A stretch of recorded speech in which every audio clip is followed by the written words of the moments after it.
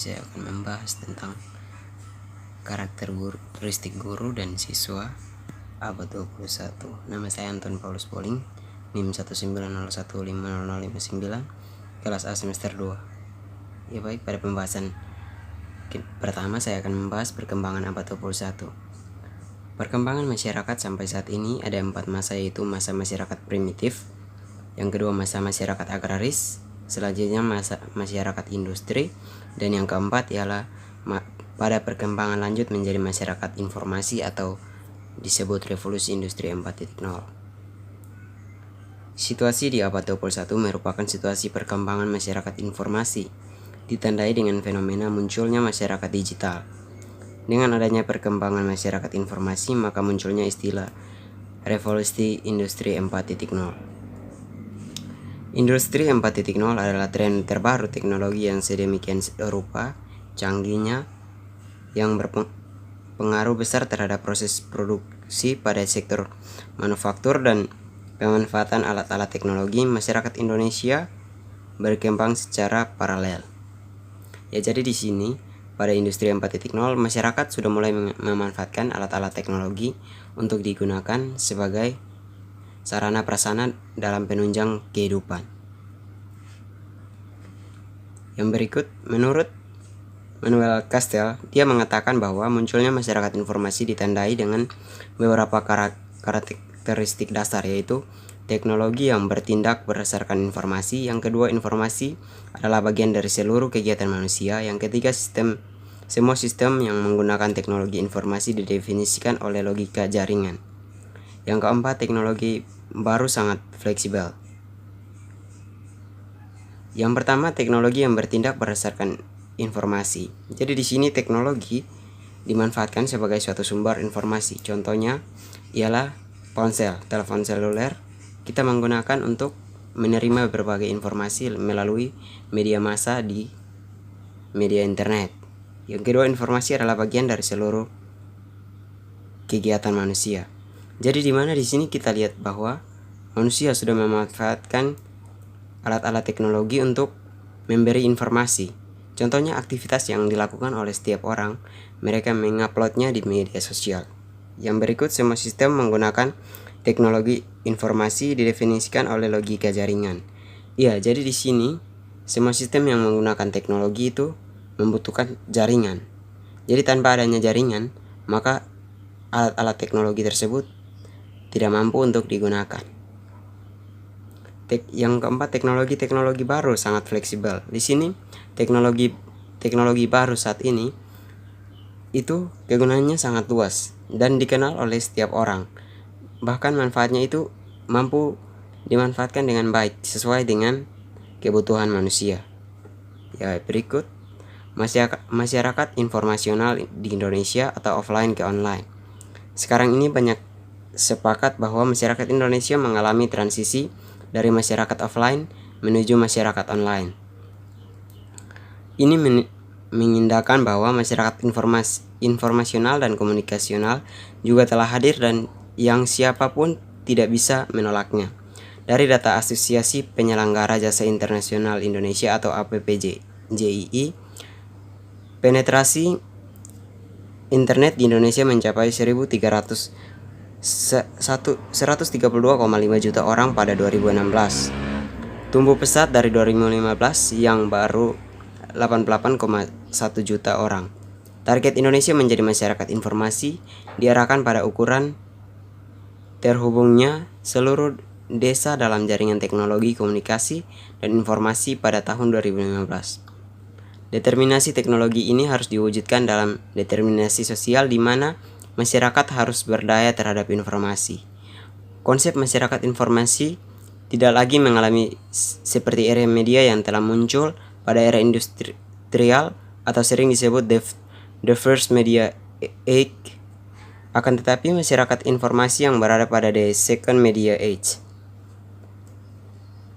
Yang kedua, implikasi industri 4.0 pada pendidikan. Pendidikan merupakan hal terpenting dan strategis dalam membangun masyarakat berpengetahuan yang memiliki keterampilan melek teknologi dan media, melakukan komunikasi efektif, berpikir kritis, memecahkan masalah, dan berkolaborasi. merespon perkembangan baru, yaitu era masyarakat informasional dan komunikasional yang ditandai oleh kehadiran media baru. Pemerintah dalam pembangunan sektor pendidikan mengeluarkan kebijakan penerapan K13. Jadi dampak revolusi industri 4.0 yaitu salah satunya K13, yaitu guru tidak lagi berperan terlalu aktif, namun di sini siswa ditekankan lebih aktif dan guru bukan sebagai saja pembimbing tapi fasilitator dan sebagai motivator. Yang berikut menurut Undang-Undang Republik Indonesia Nomor 20 Tahun 2003 tentang Sistem Pendidikan Nasional menyatakan bahwa pemanfaatan teknologi informasi dan komunikasi dalam pendidikan melalui pendidikan jarak jauh, bahwa pendidikan jarak jauh diselenggarakan pada semua jalur, jenjang dan jenis pendidikan. Pendidikan jarak jauh berfungsi memberikan layanan pendidikan kepada kelompok masyarakat yang tidak dapat mengikuti pendidikan secara tatap muka atau reguler. Pendidikan jarak jauh diselenggarakan dalam bentuk modus dan cukup yang didukung oleh sarana dan layanan belajar serta sistem penilaian yang menjamin mutu lulusan sesuai dengan standar nasional pendidikan. Selanjutnya, dalam Resanta Depdiknas tahun 2005 sampai 2009 dinyatakan bahwa peran strategis TIK pilar pertama yaitu perluasan dan pemanfaatan akses pendidikan diprioritaskan sebagai media pembelajaran jarak jauh. Pilar kedua yaitu peningkatan mutu relevansi dan daya saing yang tinggi. Peran TIK diprioritaskan untuk penerapan dalam pendidikan atau proses pembelajaran. Pilar ketiga yaitu untuk penguatan tata kelola, aksesibilitas, dan citra publik. Peran TIK diprioritaskan untuk sistem informasi manajemen secara terintegrasi. Jadi di sini TIK sangat berperan penting, atau teknologi informasi dan komunikasi memiliki peran yang sangat penting baik di bidang industri, di bidang pendidikan, dan di bidang-bidang lainnya. Jadi di sini salah satunya di bidang pendidikan, yaitu dengan adanya TIK, informasi yang didapat juga sangat cepat. Selain itu, dalam membuat suatu data pun lebih cepat karena mampu tersimpan di jaringan internet atau di sebuah akun. Contohnya, Universitas Nusa Cendana membuat e-learning Undana untuk semua mahasiswa dapat mengaksesnya. Itu salah satu peran TIK yang kita rasakan. Dan contohnya di sekarang ini, contohnya tes-tes untuk masuk kuliah itu tidak lagi offline tapi online. Jadi dimanapun kita berada, kita bisa langsung mendaftar dan dites di tempat tersendiri, dan hasilnya pun bisa langsung kita lihat, tidak perlu butuh waktu yang lama-lama lagi. Ya baik, manfaat teknologi bagi guru dan siswa antara lain memudahkan guru dan siswa dalam mencari sumber belajar atau alternatif.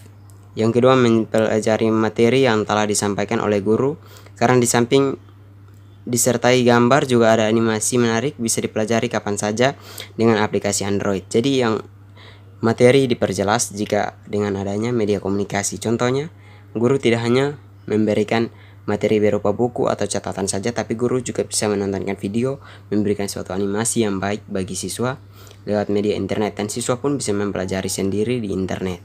Yang ketiga, cara belajar lebih efisien dan mempermudah siswa agar memahami materi. Jadi cara belajar lebih efisien dan mempermudah siswa agar memahami materi. Di sini pendidikan tidak lagi kaku atau terpaku pada satu sumber saja, namun dari berbagai sumber sehingga siswa pun mampu mengerti. Contohnya, siswa memiliki kemampuan yang berbeda-beda di setiap siswa. Ada yang punya kemampuan mendengar untuk dia mengerti, ada yang membaca baru dia mengerti, ada yang menulis baru dia mengerti. Jadi setiap perbedaan siswa memahami ini bisa kita satukan dengan cara memberikan pembelajaran yang menarik dan inovatif. Maka siswa akan dengan mudah untuk mengerti dengan adanya sistem TIK ini atau ICT. Yang berikut, wawasan bertambah karena siswa tidak hanya mendapat satu sumber informasi saja.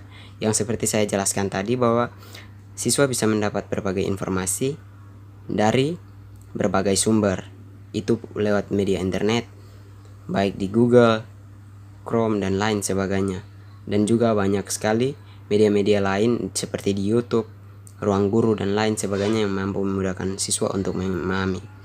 Yang berikut, mengetahui dan mengikuti perkembangan materi dan info-info yang lain berhubungan dengan bidang studi. Jadi siswa dapat dengan mudah mengetahui informasi dari guru. Contohnya sekarang ini dengan adanya corona, kita kuliah online. Jadi dan siswa-siswi pun ada yang sekolah online.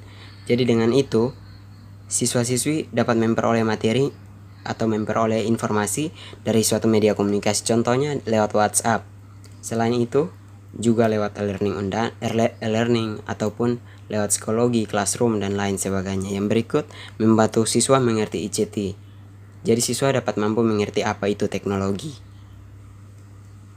Yang berikut peran guru pada era revolusi industri 4.0.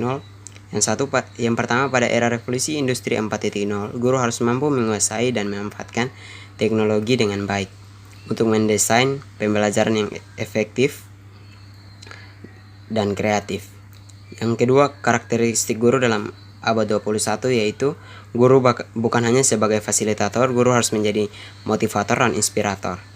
Yang kedua, salah satu syarat penting agar guru mampu mentransformasikan diri dalam era pedagogi cyber atau era digital adalah tingginya minat baca. Jadi dengan di era sekarang ini, tanpa kita membaca, kita tidak akan mengetahui. Membaca bisa melalui apa saja, baik melalui media, melalui buku, dan lain sebagainya, karena informasi sudah sangat luas. Yang berikut, guru pada abad 21 harus memiliki kemampuan untuk memahami siswa dengan baik. Jadi siswa di abad 21 berbeda dengan siswa-siswa di abad-abad sebelumnya. Siswa di era sekarang ini lebih fokus memanfaatkan teknologi, dan juga dengan adanya peran ke-13, siswa tidak lagi berperan pasif, sehingga siswa lebih berperan aktif, sehingga guru punya kemampuan ekstra untuk memahami siswa tersebut. Yang berikut, guru dalam abad 21 harus kreatif dan inovatif dalam mengembangkan metode belajar atau mencari pemecahan masalah-masalah belajar, sehingga meningkatkan kualitas pembelajaran berbasis TIK. Yang berikut, guru harus mampu melakukan transformasi kultura. Yang berikut karakteristik siswa abad 21 menurut Burnett Training dan Charles Fadel pada tahun 2009 dalam bukunya berjudul 21 tahun Century Skill Learn for Life in Our Times, mengidentifikasikan bahwa ada beberapa kecakapan yang harus dimiliki oleh generasi abad 21, mencakup nilai dan perilaku seperti rasa keingintahuan yang tinggi, kepercayaan diri, dan keberanian.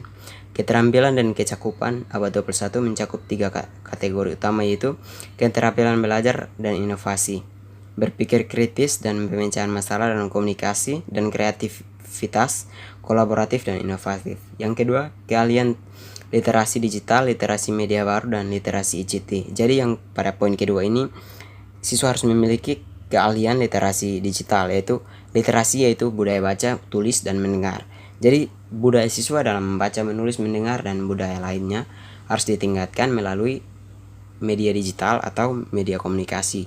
Jadi siswa tidak lagi kaku, dan siswa harus bisa mencari tahu sendiri pelajaran melalui media, internet, dan lain-lainnya. Yang berikut, kecakupan hidup dan karir memiliki kemampuan inisiatif yang fleksibel dan inisiatif adaptif, dan kecakupan diri secara sosial dalam interaksi antar budaya, kecakupan kemampuan produktif dan akuntabel, serta bertanggung jawab. Jadi di sini siswa harus sebisa mungkin bersikap terbuka dan mampu menerima segala yang baik yang diajarkan oleh guru, dan siswa harus bisa mengetahui dan mencari tahu sendiri sistem informasi dan mampu bersaing dengan orang lain, karena di era sekarang ini perkembangan sangat pesat. Jika kita tidak mampu memanfaatkan alat teknologi dengan baik, maka kita tidak akan berkembang. Ya, dan juga jika kita tidak mampu bersaing dengan orang lain, maka kita akan tertinggal dan kita tidak akan berkembang di era revolusi industri 4.0. Dan selain itu, siswa juga harus memiliki rasa tanggung jawab yang tinggi. Sekian, yang begitulah berbagai karakteristik yang dituntut dalam era digital. Semuanya harus didasarkan pada sikap keingintahuan yang tinggi dan kehendak untuk maju dan progresif. Dalam hal ini, sebagai guru dan siswa harus memiliki kemampuan untuk menguasai teknologi serta keingintahuan yang tinggi untuk mencari sebuah informasi, karena informasi begitu melimpah dan sangat mudah untuk diakses dan dipelajari. Sekian video singkat saya, terima kasih.